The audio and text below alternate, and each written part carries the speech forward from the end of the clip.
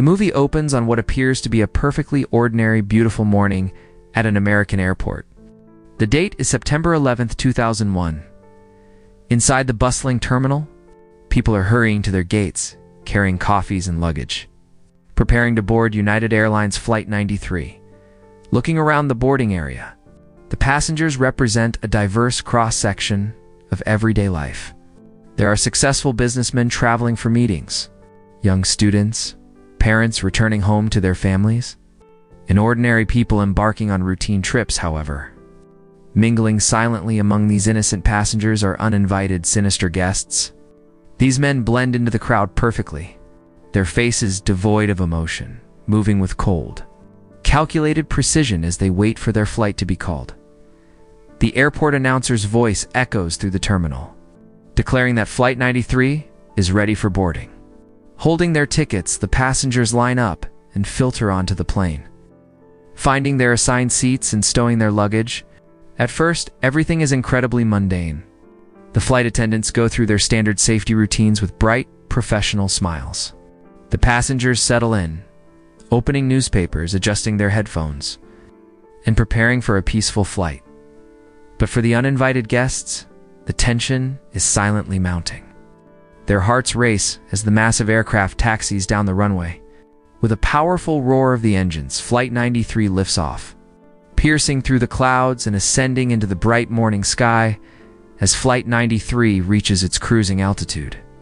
A terrifying crisis is unfolding miles away on the ground. Inside a frantic, high-security air traffic control center, the controllers realize something is horribly wrong with another aircraft. American Airlines Flight 11. The controllers desperately try to hail Flight 11 over the radio, but there is absolute silence. The plane has been hijacked, and all communication has been intentionally severed. Air traffic control is plunged into chaos. The situation turns from alarming to horrific when the control center intercepts a haunting, chilling transmission from Flight 11 over the radio. The controllers hear a call from a passenger talking about someone in the plane violently stabbed and attacked by hijackers. The sheer brutality of the situation paralyzes the room. Meanwhile, high above the clouds on Flight 93, the passengers remain entirely oblivious to the terror unfolding on other flights. A quiet, unassuming man stands up from his seat, grabs his backpack, walks down the narrow aisle toward the airplane bathroom. Once inside, he locks the door. He unzips his bag, revealing heavy blocks of C3 plastic explosives. With practiced, terrifying calmness, he begins carefully assembling a deadly, timed suicide bomb, strapping it securely to his body. This man is one of the terrorists. The hijacking of Flight 93 is about to begin. Down on the ground, the unthinkable happens. Breaking news flashes across every television screen in America. A commercial airliner has just crashed directly into the North Tower of the World Trade Center in New York City. The nation watches in absolute shock as thick, black smoke billows into the sky. The families of the passengers on Flight 93 see the horrifying news on their televisions. Panic immediately sets in. The wife of a passenger named Tom frantically picks up the phone and calls the airline authorities. The airline representatives, trying to manage the overwhelming chaos, assure her that Flight 93 is safe, secure, and nowhere near New York, but inside the air traffic control center. The nightmare escalates. Just minutes later, the controllers watch in sheer disbelief as a second aircraft slams violently into the South Tower of the World Trade Center. It is no longer a tragic accident. America is under a coordinated terrorist attack. On board Flight 93, the atmosphere is still deceptively calm. The passengers are sleeping and looking out the windows, completely unaware that the world below them has changed forever. But the hijackers know exactly what is happening. Sitting quietly in his seat, the terrorist designated as the hijack pilot closes his eyes. Mentally reviewing the flight training simulations he practiced in his hotel room just days before, he is mentally preparing to fly the massive aircraft, as the news of the World Trade Center attack spreads across the country. The families of Flight 93 passengers are gripped by an agonizing, suffocating dread. The wife of a passenger named Jeremy paces her living room, her eyes glued to the television screen while she nervously checks her husband's flight schedule, praying he is safe. A critical warning message flashes across the digital screens inside the cockpit of Flight 93. The pilots receive an urgent high-priority dispatch from air traffic control. Multiple aircraft have been hijacked, and the World Trade Center has been struck. The pilots read the message, but they seem like they don't care much about it. In the cabin behind them, the hijackers exchange a silent, deadly look. The time has come. In perfect synchronization, they pull red bandanas from their pockets and tie them tightly around their heads. Marking themselves for a holy war, the passengers finally notice the sudden, terrifying shift in the atmosphere. To initiate the takeover, one of the hijackers aggressively distracts a flight attendant. As she turns to respond, he leaps from his seat, violently grabbing her by the throat. The other hijackers stand up, pulling sharp, deadly box cutters from their pockets and screaming orders at the terrified passengers to assert absolute dominance. The man who assembled the bomb in the bathroom opens his jacket, revealing the C4 explosives strapped to his chest. But some of the passengers refuse to cower in fear, attempting to stand their ground. To crush their resistance, one of the hijackers mercilessly lunges forward and brutally stabs a passenger to death with his blade. Pure, unadulterated panic erupts in the cabin. The sight of blood shatters any remaining resistance. The hijackers aggressively corral the screaming, terrified passengers to the back of the plane. Using the battered flight attendant as a human shield, the terrorists storm toward the front of the aircraft, targeting the locked cockpit. Seconds later, the cockpit doors breached.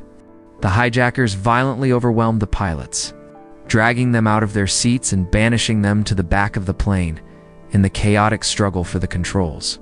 The pilots managed to hit the emergency communication button. Air traffic control hears a desperate, static-filled voice screaming, "Mayday, Mayday," before the transmission goes dead. As the hijacker pilot fights to take control of the yoke, the massive airliner violently pitches forward, diving steeply toward the earth. The passengers scream as gravity pulls them from their seats, just before the plane goes into an irrecoverable nosedive. The hijacker pilot manages to pull back on the yoke, stabilizing the aircraft. Breathing heavily, he stares at the complex instrument panel, relying entirely on the cardboard mock-ups he studied in his hotel room to keep the plane in the air. As the hijackers secure their hold on the aircraft, a brave flight attendant manages to secretly press a hidden emergency distress button. Simultaneously, Tom, assessing the desperate situation, grabs an earphone installed in the seat back. He successfully dials out and connects with his wife. His voice trembling, tells her the horrifying truth. His plane has been hijacked by men with bombs and knives. Tom's wife drops everything, frantically grabbing an emergency directory and dialing 911. She tells the emergency dispatcher that her husband is currently trapped on United Flight 93, which has been taken over by terrorists. However, the emergency response system is already overwhelmed by the catastrophic events at the World Trade Center. The FBI is stretched to its absolute limit, struggling to process the massive influx of information. When they receive the report about Flight 93, some agents mistakenly assume the caller is referring to one of the planes that already hit the towers. But Tom's wife fiercely corrects them, insisting her husband is currently in the air, alive, and in immediate danger, in the Air Traffic Control Center. The radar screens show Flight 93 suddenly and drastically altering its course. The controllers desperately try to hail the cockpit, pleading for a response, but the radio remains dead silent in the back of the plane. The hijackers force the terrified passengers to sit huddled together, ordering them to remain absolutely silent. Despite the danger, Tom continues his covert phone call with his wife. His wife tells him about the horrific, coordinated attacks on the World Trade Center. The blood drains from Tom's face, and he realizes that the men holding them hostage have no intention of landing the plane or demanding a ransom. This is a calculated, deadly suicide mission. Looking out the small cabin window, Tom realizes the plane has sharply turned and is now flying aggressively south. He relays this critical information to his wife, knowing that whatever target the hijackers have chosen lies in that direction, as the agonizing minutes tick by. The passengers grow increasingly restless and suspicious. The hijackers, sensing the shifting mood, fear the large group of Americans might try to overpower them. The terrorist screams at the passengers, ordering them to stay in their seats and not move a muscle. For the families on the ground, the situation is absolute torture. They are forced to sit helplessly by their phones, listening to the voices of their loved ones trapped in the sky, unable to do anything but offer words of comfort and love. As the plane flies over rural areas, many of the passengers' calls drop due to poor cell reception. But Tom's airphone remains connected. He acts as the eyes and ears of the doomed flight, constantly updating his wife on the hijackers' movements in the presence of the suicide bomber. More horrifying news breaks on the ground. The Pentagon in Washington, D.C., has just been struck by a third hijacked airliner. The father of a passenger named Mark watches the devastation on the news. Realizing that Flight 93 is undoubtedly a flying missile aimed at a highly populated target, he makes an agonizing, heroic decision. Through his daughter-in-law, who is on the phone with Mark, the father relays a desperate message. The passengers must do whatever it takes to overpower the hijackers and take back control of the plane, even if it costs them their lives. The tension on the plane reaches a boiling point. Another passenger, Todd, manages to connect with the shift supervisor of his company on the ground, reporting that Flight 93 has dramatically changed course and is currently flying fast and low over the state of Ohio, knowing their time is running out. The passengers take turns using the phones to say their final tearful goodbyes to their wives, husbands, and children, leaving heartbreaking final messages of love. Meanwhile, the U.S. military, now fully aware of the scale of the attack, scrambles fighter jets to monitor the skies.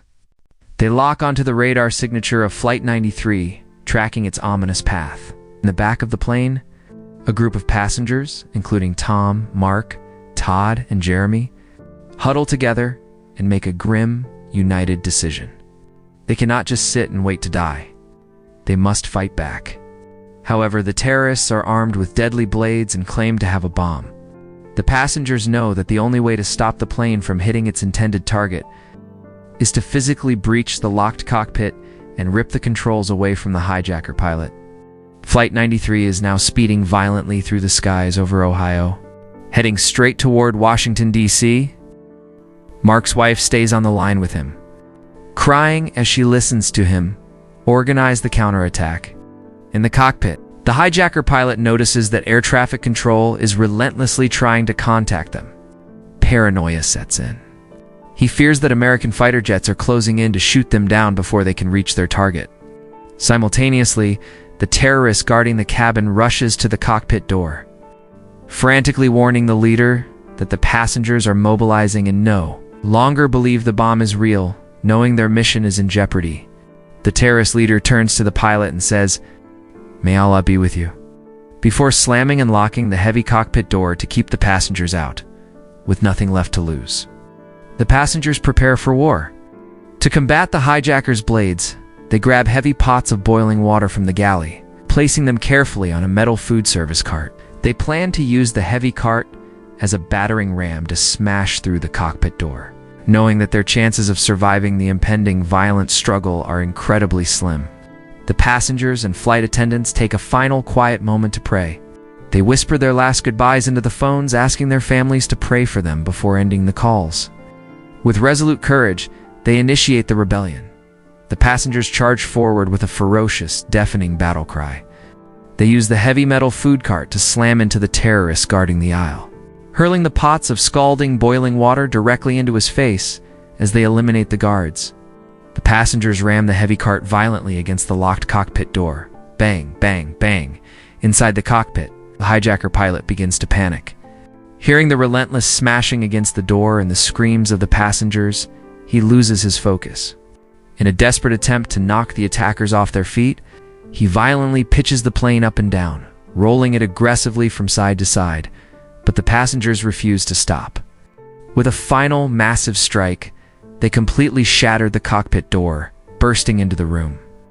A chaotic, desperate brawl ensues over the flight controls.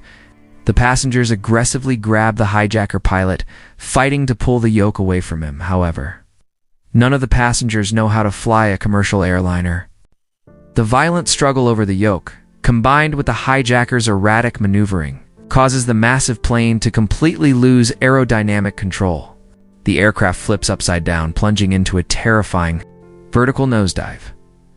Flight 93 hurtles toward the Earth at hundreds of miles per hour, ultimately crashing violently into an empty, rural field in Shanksville, Pennsylvania. The massive explosion incinerates the aircraft upon impact. Every single passenger, crew member, and hijacker is killed instantly. Minutes later, emergency fire trucks and rescue vehicles swarm the smoking crater.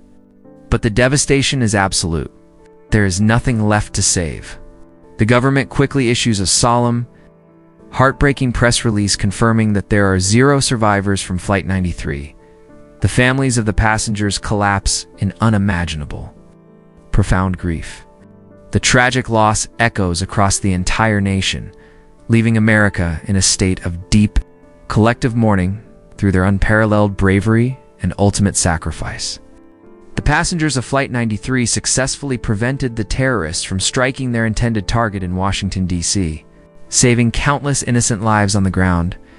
Though their physical lives were lost in that quiet Pennsylvania field, their extraordinary heroism cemented their legacy forever in the heart of American history, ensuring they will never be forgotten. As the smoke clears over the crash site, the screen fades to black. Thanks for watching. If you enjoy the recaps, PLs like and subscribe. See you in the next recap.